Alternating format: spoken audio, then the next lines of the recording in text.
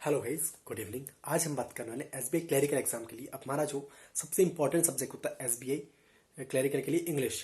English बहुत बड़ा role play करता है। अगर वो आपका एग्जाम क्लियर करवा सकता है तो वो रुकवा भी सकता है। सिर्फ एक सब्जेक्ट, क्योंकि सबसे इंपॉर्टेंट चीज़ कि वहाँ पे ना लोगों का फोबिया बहुत है। इंग्लिश में ना फोबिया लोगों ने बना रखा है, क्योंकि जिनके मार्क्स अच्छे नहीं आते उनके माइंड में सिर्फ ये बैठा हुआ कि हमारे मार्क्स अच्छे नहीं आते, और वो बार बार इसी चीज़ को रिपीट करते हैं। तो गाइस, सबसे इंपॉर्टेंट चीज़, अगर आप इस चीज़ को रिपीट कर रहे हो ना, तो प्लीज़ इस चीज़ को रिपीट करना बंद कर दो, क्योंकि आप जितना ये चीज़ बोलेंगे वैसे ही आपके साथ होता चला जाएगा। इसलिए ये चीज़ बोलना बंद कर दो कि मेरी इंग्लिश गंदी है, मेरे मार्क्स इंप्रूव नहीं हो रहे, ये वो। उसके लिए मेहनत करो।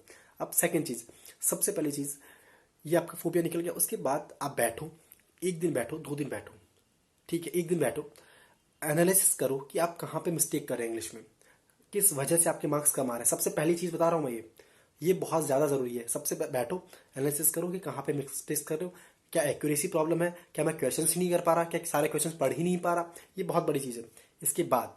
उसके बाद हम स्टार्ट करेंगे अपने प्रिपरेशन को। प्रिपरेशन सबसे पहले मैं बता दूँ, मैं वीडियो बना के रहा हूँ, मैं होता कौन वीडियो बनाने वाला। एक्चुअली मेरे खुद के बहुत अच्छे मार्क्स अच्छे आते थे। मेरे एसबीआई मतलब ऑलमोस्ट हर प्रीलिम्स में 30 में से 25 के अप्रॉक्स मार्क्स आ जाते थे। मेंस में जो मेरे लास्ट 3 एग्जाम मैं बता देता हूँ। आईबीपीएस पीओ मेंस में 32.5 मार्क्स थे, आरआरबी पीओ मेंस में 30 मार्क्स थे, आरआरबी क्लरिकल मेंस में 35 के अप्रॉक्स मार्क्स थे।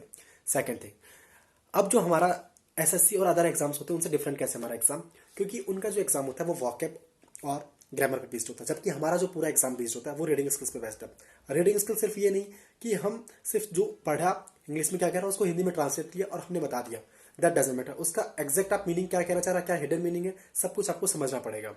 उसके बाद थर्ड चीज आती है कि हमें पढ़ना कैसे है, क्या करना है। अब कई सबसे इंपॉर्टेंट चीज, मैं ये मेरा पर्सनल ओपिनियन कि लोग ना एक एक घंटा अपनी वॉकअप के अंदर देते हैं। तो अकॉर्डिंग टू मी, क्योंकि हमारे वॉकअप का इतना बड़ा रोल नहीं होता, उसका मैं रीजन भी दे रहा हूँ आपको। अगर आप डेली रीडिंग करेंगे तो आपकी ऑलमोस्ट वॉकअप ना रिपीट होती रहती है। और इवन जो एग्जाम में भी आती है तो वो ऐसे नहीं है कि कुछ अलग से हट के आ गई, और अलग से हट के आ भी गई तो 30 क्वेश्चन में से 2 क्वेश्चन आते हैं, 3 क्वेश्चन आते हैं। लास्ट लास्ट बता रहा हूँ मैं, प्रीलिम्स में।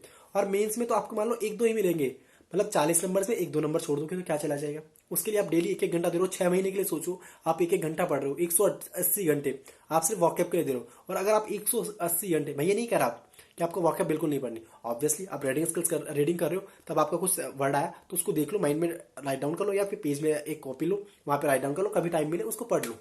मेरा कहने का मतलब है, मैं कभी भी ये नहीं बोल रहा कि आपको वॉकअप नहीं पढ़नी है, बट आप जो एक एक घंटा पूरा दे देते हो वो चीज़ नहीं करनी। अगर आप वही एक घंटा आप रीडिंग स्किल्स को इंप्रूव करने के लिए देंगे तो आपकी रीडिंग स्किल्स बहुत अच्छी हो जाएंगी। सेकेंड थिंग, जो लोग वीडियो से एडिटोरियल्स, मैं किसी भी टीचर को अपोज नहीं कर रहा हूँ अभी यहाँ पे, कोई भी स्टूडेंट हो वो अगर वीडियो से पढ़ रहा है तो मैं सजेस्ट करूंगा प्लीज गाइस मत पढ़ो। वो अपने आप को बेवकूफ़ी बनाने, मैं क्यों बता रहा हूँ। आप एक घंटे में केवल 4 से 5 पैराग्राफ पढ़ेंगे, जबकि आप खुद से पढ़ना स्टार्ट करेंगे ना तो धीरे धीरे धीरे धीरे आप बहुत ज़्यादा ग्रैब कर पाएंगे, और जो आप नॉलेज लेंगे वहाँ से बहुत ज़्यादा नॉलेज मिलेगी आपको, ट्रस्ट में। ठीक है। सेकेंड थिंग, हाँ, अगर आपको बिल्कुल आइडिया नहीं है कैसे पढ़ना होता है, क्या करना होता है, आप 8 से 10 दिन देखो वीडियो, और उसके बाद खुद से पढ़ना स्टार्ट करो। चाहे आप एक दिन में स्टार्टिंग में 2 पैराग्राफ पढ़ेंगे, 3 पैराग्राफ पढ़ेंगे, लेकिन आपको ज्यादा कॉन्फिडेंट फील करेंगे, ट्रस्ट मी। ठीक है। सेकंड थिंग, अब आती है ग्रामर की। ग्रामर का आपको ओवरऑल आइडिया होना चाहिए। ऐसा नहीं है कि आपको बिल्कुल ग्रामर नहीं आती तो फिर आप कर नहीं पाएंगे, टू बी ऑनेस्ट। लेकिन अगर आपको ओवरऑल आइडिया है तो आप अच्छे से कर ले जाएंगे, ट्रस्ट मी। ठीक है। आपको आइडिया होना चाहिए, कंजक्शन होता है, ये एडवर्ब होती है, ये क्या ऐसे मतलब सेंटेंस, आपके टेंसेज, ये नॉर्मल आपको आइडिया होना चाहिए कंजक्शन वगैरह का। अब हमें पढ़ना कैसे है, रीडिंग स्किल्स कैसे करनी है, क्या प्रैक्टिस करना है, कैसे करना है। आपको रीडिंग करनी है, खुद से करनी है, 1 घंटा डेली करनी है। अब पढ़ना कैसे, अगर सेंटेंस दे रखा है तो द क्यों आ रहा, एडवर्ब दे रखी है, एडवर्ब किसके लिए आ रही है, क्यों आ रही है। कंजक्शन है, कौन से 2 सेंटेंसेस को ऐड कर रहा है, किस वजह से ऐड कर रहा है, यही कंजक्शन क्यों आ रहा है, आपको अच्छे से पढ़ना है। ये एडजेक्टिव क्यों आ रहा है, ये एडवर्ब है तो ये एडवर्ब किसके लिए आ रही है, आपको ऐसे पढ़ते हुए चलना। चाहे आप पूरे 1 घंटे में केवल 2 पैराग्राफ पढ़ेंगे, लेकिन अगर पैसे पढ़ेंगे तो आपकी रीडिंग स्किल्स अच्छी होगी। और जो मॉक्स, जो जैसे हम वो बनाते हैं ना पैरासिम्बल, वहां पे आपको ये चीज बहुत हेल्प करेगी। ये हमारा जो पूरा पेपर में रीडिंग स्किल्स को धीरे धीरे इंप्रूव करेगा। ठीक है। उसके बाद प्रैक्टिस, प्रैक्टिस बहुत बड़ा रोल प्ले करेगा। आपने पढ़ ली तो आपको आप आइडिया भी तो होना चाहिए ना, एनालिसिस भी तो करेंगे कि हाँ मेरे कितने मार्क्स आ रहे हैं, मुझे कितना याद है, कितना नहीं है, मैं कितना कॉन्फिडेंट फील कर पा रहा हूँ। उसके लिए आपको क्या करना है, निमिषा बंसल मैम बहुत अच्छा कंटेंट देती है। मैं मतलब उनसे ऐसा नहीं है कि मैंने पढ़ा है इस वजह से, उनका कंटेंट अच्छा होता है इसलिए मैं उनका बोल रहा हूँ।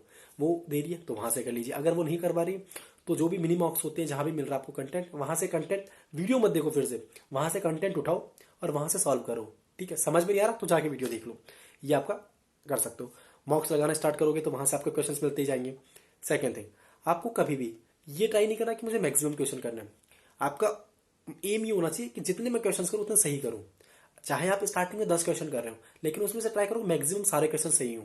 ठीक है, अब हमारे साथ क्या होता है कि हमें लगता है कि यार ये क्वेश्चन सही है, तो मैं उसको टिक कर देता हूँ। तो आपकी वहां पे एक्यूरेसी भी, अगर आपको नहीं आता है छोड़ दो, कंप्लीटली छोड़ दो। अगर आप छोड़ना सीख गए ना, तो ये मेंस प्रीलिम्स में तो फिर भी इतना काम नहीं, मेंस में बहुत बड़ा रोल प्ले करेगा। लोगों को देखा करो, मेंस में बहुत कम मार्क्स आते हैं, सिर्फ इस वजह से वो एक्यूरेसी नहीं मेंटेन कर पाते हैं। ठीक है, वो क्वेश्चन छोड़ना ही जानते हैं, बोलते हैं यार इतने क्वेश्चन का क्या आया था, मेरे को तो लग रहा था सही था, क्वेश्चन मुझसे बना ही नहीं, मैं तो मेरे अकॉर्डिंग तो सही था। तो ये चीज़ बहुत ज़्यादा मैटर करेगी।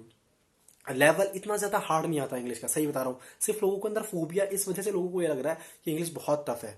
ठीक है, अब सेकेंड थिंग, तो हम समराइज करते हैं फटाफट से, जल्दी जल्दी। खुद से ज़्यादा रीडिंग स्किल्स इंप्रूव करनी है। क्वेश्चन अगर नहीं आ रहा कंप्लीट छोड़ दो, ये नहीं कहे कि सारे क्वेश्चन करने। ठीक है, ये चीज़ हमारी मेन चीज़ है। फिर ज़्यादा से ज़्यादा प्रैक्टिस करनी है, वहाँ से आपके क्वेश्चन ज़्यादा से ज़्यादा आपका माइंड में आते जाएंगे, तो वहाँ से आपका क्वेश्चन बनते जाएंगे। आपको फिर भी लग रहा है मैंने कुछ स्किप कर दिया, मुझे हो सकता है क्योंकि मैं भी इंसान हूँ ना, काफ़ी टाइम बाद वीडियो बना रहा हूँ, तो मैंने कुछ स्किप कर दिया, तो प्लीज़ मुझे कमेंट सेक्शन में बता दीजिएगा, या मुझे टेलीग्राम पर मैसेज कर दीजिएगा, द _बैंकर, _confident_banker, यहाँ पे मुझे मैसेज कर देना। मैं यहाँ पे आपके मैसेजेस का रिप्लाई कर दूंगा और अलग से वीडियो बना दूंगा। और अगर फिर भी आपको और भी किसी सब्जेक्ट के लेकर आपको कुछ भी डाउट है, you can ask me in the comment section. ठीक है गाइज, और पढ़ते रहो, मॉक्स लगाते रहो। 1 महीना बचा, उसके भी हम वीडियो लेके आएंगे आपके लिए। और अच्छे से पढ़ो, सब सही होगा।